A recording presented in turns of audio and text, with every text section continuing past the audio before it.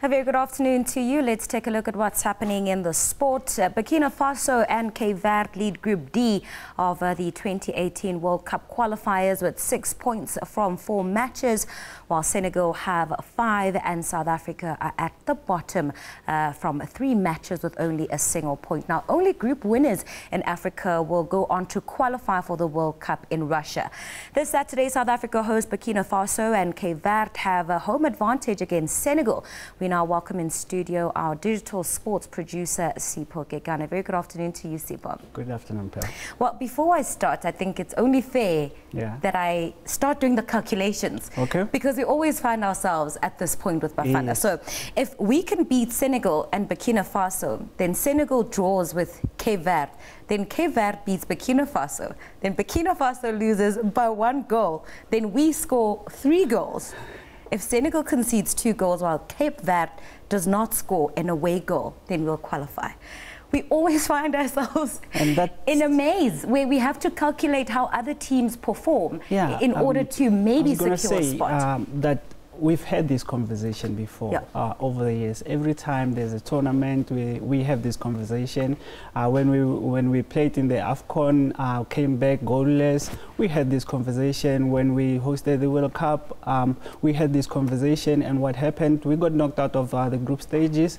We all make these calculations. And based on history, we should perhaps have a clear indication of how it's going to end. It may be not so advisable for us to kind of raise our hopes and expect that a miracle is going to happen.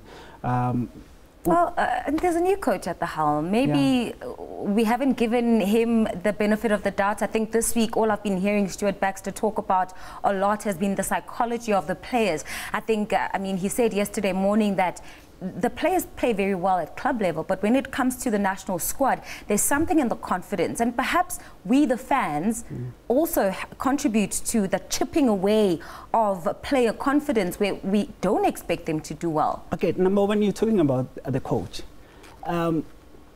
If you change the coach, after the 3rd coach, you should be able to realize that the problem is not the coach. I think we've had more than 10 coaches already. So after the 2nd or the 3rd coach, for anyone, you would be able to realize that the problem does not lie with the coach. So yes, Stuart Baxter might have won stuff with SuperSport, might have done well with Kaizer Chiefs, but he's not going to, bring miracles to Bafana Bafana. But perhaps he's trying to change that perception that I think they even have of themselves, because, you know, the country never quite expects them to win. So maybe he's coming in there and trying to work on the psychology of the players. Do you think that's something that could possibly make a difference in the way the players approach their games? It's not going to make a difference. It's not going to make a difference because the problem has never been with the coach. And in fact, we are also, as a nation, being very, very unfair towards the players. You hear people lambasting the players for lack of passion, for lack of patriotism.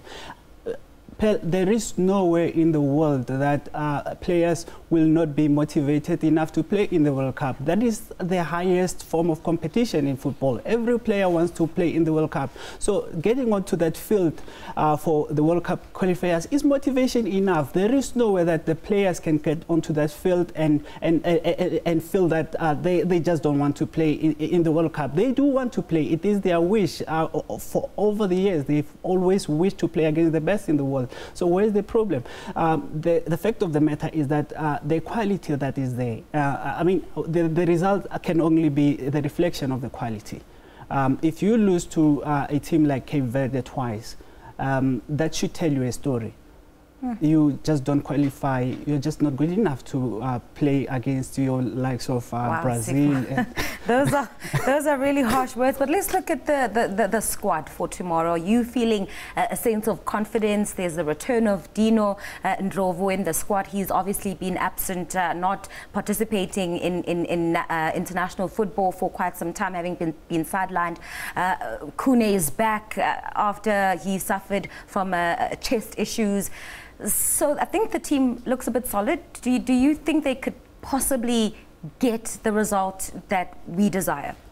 Well, the return of Dino, you need to look at it this way. He's been away from the national team for a very long time. Why was he not being considered all this time? Oh, you know how it is with coaches. Yeah, but it means all those coaches were not, did not actually rate his quality that much. So now it has to tell you something that why now? It is a situation of, I mean, desperate times call for desperate measures, and that's the situation that we find ourselves in. We've had the likes of Benny McCarthy. Over the years, we have failed as a nation to replace those players. The likes of Dr. Kumalo, who took this country and made it the best in the world. We have not replaced those players. The likes of Lucas Radebe, we have not replaced those players. The likes of Sean Bartlett, we have not replaced those players. In fact, earlier this week there was a report that was released to say, where is school football development? Where is school football? So we need that feeder. Yes, and that report actually gave thumbs up to the likes of, I mean, athletics, rugby, and netball as actually doing enough to develop their sporting code.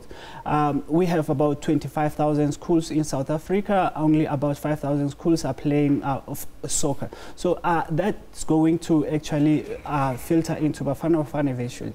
All right, Sipho, unfortunately, we'll have to leave it there. Well, all the best for the boys tomorrow. There were more than 18,000 tickets that were sold, if I remember correctly, and that game will, of course, be taking place at the FNB Stadium tomorrow afternoon, and kickoff is at 3 p.m.